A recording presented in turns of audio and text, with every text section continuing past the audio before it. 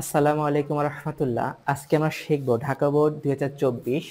আর Dhaka board 2024 এর ত্রিকোণমিতিক যে সেকশন বা বিভাগটা আছে সেটা আজকে আমরা আলোচনা করব। শুধু একটা অঙ্ক, 7 ক খ গ, এই তিনটা আমরা কি করব আজকে কমপ্লিট করার চেষ্টা করব। আর এই তিনটাই আমরা একটু ইন ডিটেলসে আলোচনা করার চেষ্টা করব, কেননা এই টাইপের অঙ্কগুলাই কোনো না কোনো বোর্ডে কি আসে, ঘুরে ফিরে বারবার আসে। তো আমরা চলো শুরু করি।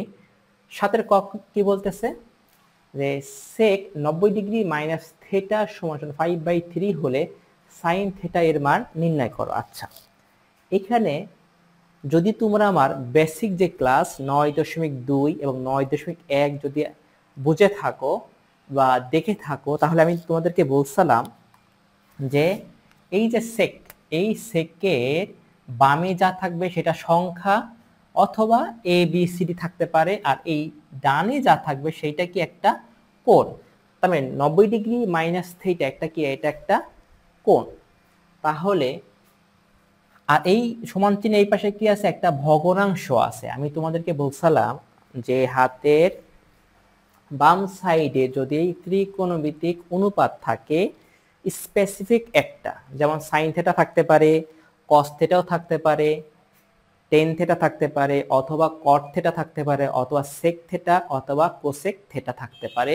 আর সমান চিহ্ন এই পাশে কি থাকবে, ভগ্নাংশ অথবা মান অথবা এ বি সি যা থাকে থাকুক, থাকলো। এখন থাকার কারণে কি করতে হবে, যদি এইরকম টাইপের অঙ্ক থাকে সেক্ষেত্রে আমরা কি করতে বলছি, আমি আগে সমকোণী ত্রিভুজ আঁকায় নিবা। এই হলো আমার সমকোণী ত্রিভুজ। আচ্ছা, সমকোণী ত্রিভুজ। আচ্ছা, সমকোণী ত্রিভুজ দেওয়ার পরে দুই পাশে দুইটা কি সূক্ষ্মকোণ, তাহলে এই কোণের নাম কি দিব, এই কোণের নাম আমি দিব কি থিটা কোণ। তাহলে এই কোণের নাম আমি কি দিব, আচ্ছা এই কোণের নাম আমি কি দিব সেটা হলো কথা। তাহলে এইটা আমি একটু তোমাদেরকে বুঝাই দিই, এই কোণের নামটা কি হবে। এমনিতে আমরা বলতে পারি, তারপর জ্যামিতিক ভাবে এই কোণের নামটা আমরা কি দিতে পারি। তাহলে আসো, আমরা জানি তিন ত্রিভুজের তিন কোণের সমষ্টি অথবা সমকোণী ত্রিভুজের তিন কোণের সমষ্টি 180 ডিগ্রি। তাহলে কি আমি লিখতে পারি কোণ এ প্লাস কোণ বি যোগ কোণ সি সমান সমান 180 ডিগ্রি। আচ্ছা, কোণ এর মান তো আমি জানি না, কিন্তু কোণ বি এর মান কত ডিগ্রি, 90 ডিগ্রি, আর কোণ সি হচ্ছিল থিটা ডিগ্রি, তাহলে 180 ডিগ্রি।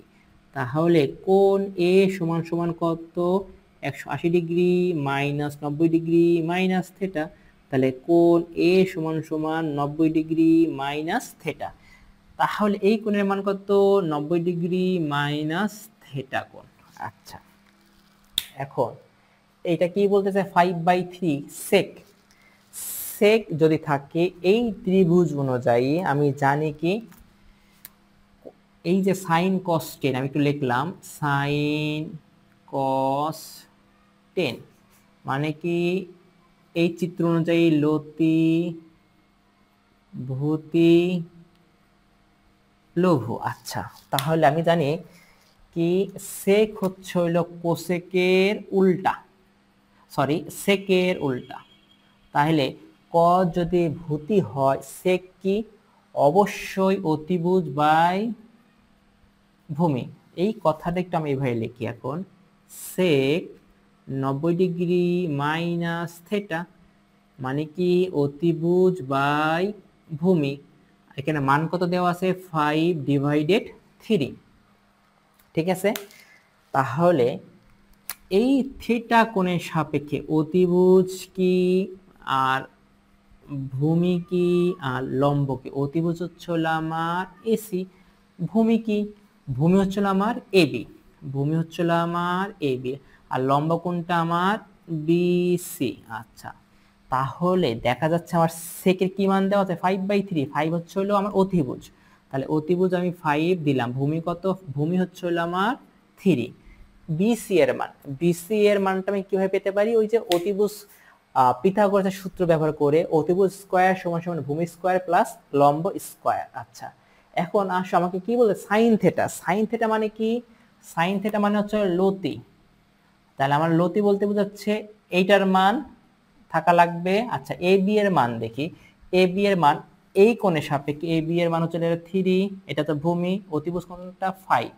আচ্ছা এখন দেখো যে সাইন থেটা মানে কি লতি, লম্ব বাই অতিভুজ, এই থিটা কোণের সাপেক্ষে এটা লম্ব এবং এটা কি অতিভুজ। মান তো আমার দেওয়া আছে অলরেডি, তাহলে কি আমি কষ্ট করে কি বিসি এর মান বের করব? অবশ্যই না। যেহেতু আমি জানি এই চিত্রটা কি করলাম, আমি মান বসানোর জন্য এই কাজটা করলাম যে সেক 90 ডিগ্রি মাইনাস থিটা মানে কি, সেক মানে কি অতিভুজ বাই ভূমি।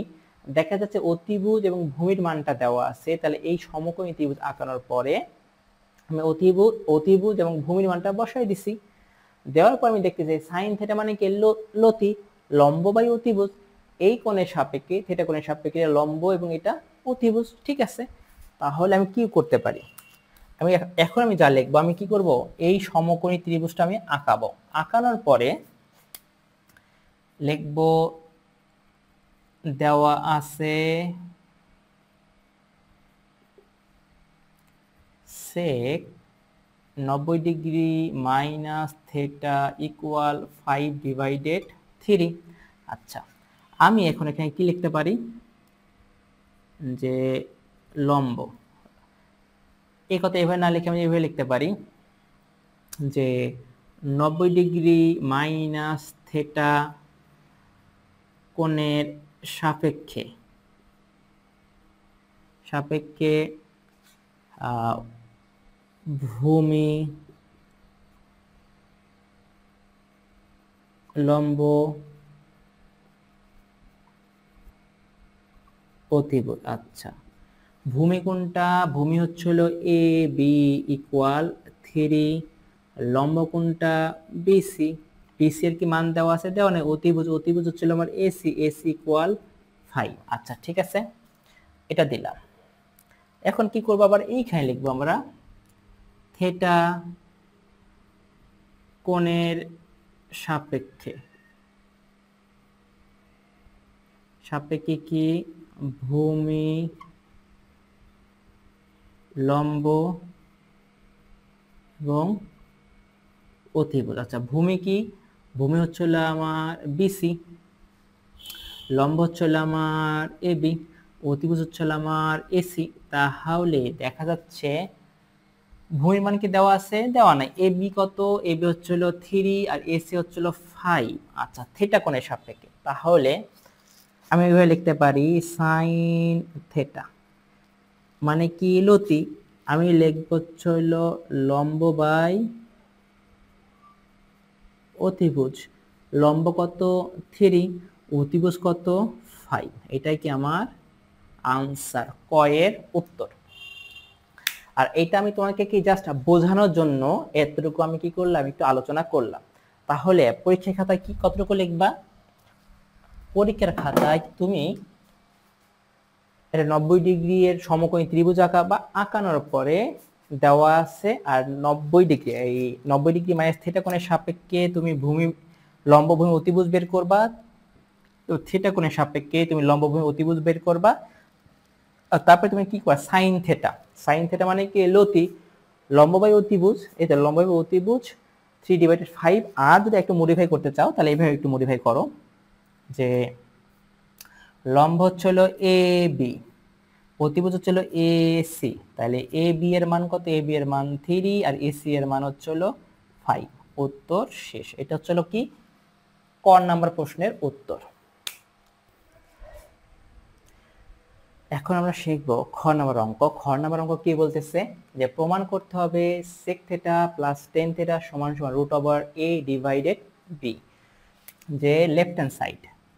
আচ্ছা লেফট হ্যান্ড সাইড কি sec theta plus tan theta. আচ্ছা তাহলে sec থিটাকে ভাঙলে আমি কেন ভাঙবো, দেখো এ এবং বি, এ এবং বি কি বলতেছে, এ এবং বি বলতেছে আমার কি সাইন থিটা, তার মানে sec থিটা এবং tan থিটা এই দুইটাকে আমাকে যেভাবেই হোক কনভার্ট করে সাইনে আনতে হবে।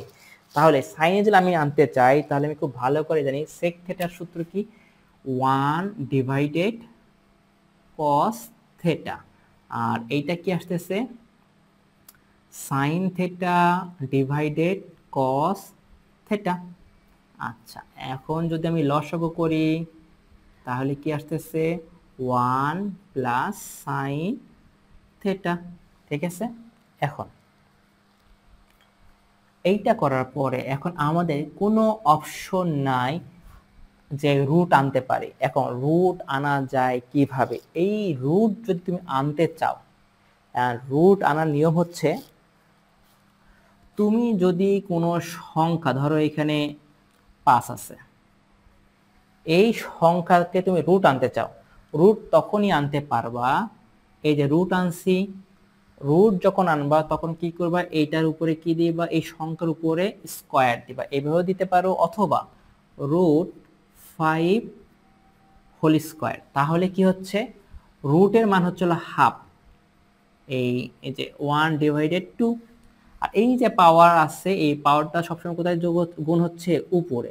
তো এই 2 2 কাটলে কত থাকতেছে, আগের যে মান 5 সেই 5ই থাকতেছে। তার মানে তুমি যদি 5-এর উপরে রুট আনতে চাও তাহলে কি করতে হবে, রুট বসাও, সাথে কি করতে হবে, স্কয়ার বসাও।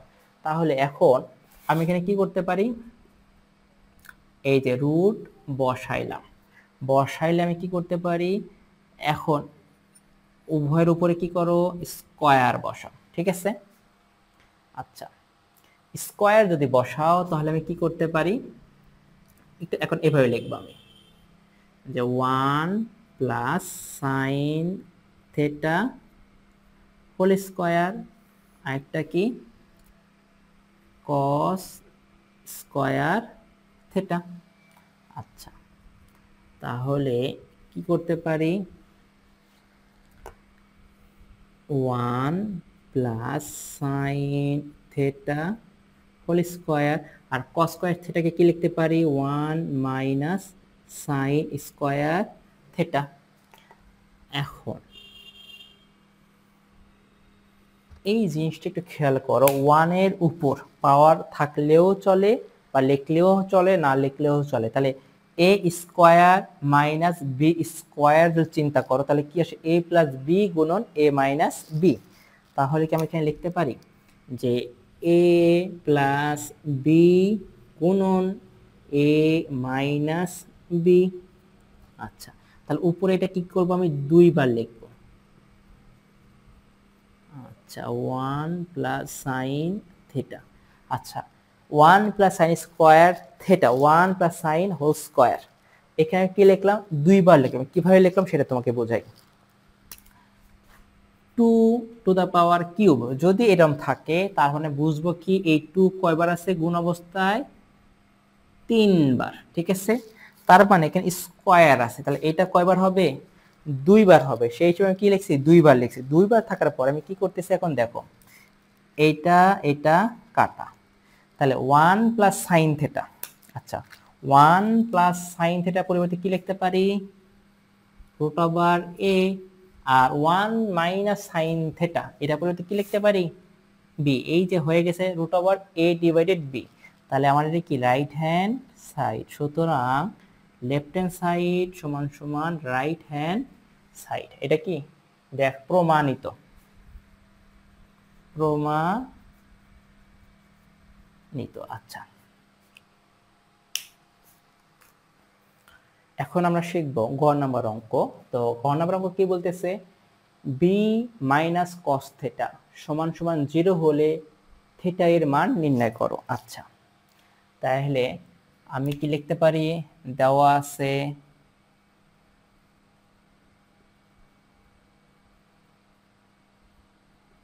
আছে বি মাইনাস কস থিটা সমান সমান 0। আচ্ছা, তাহলে বি এর মান কত,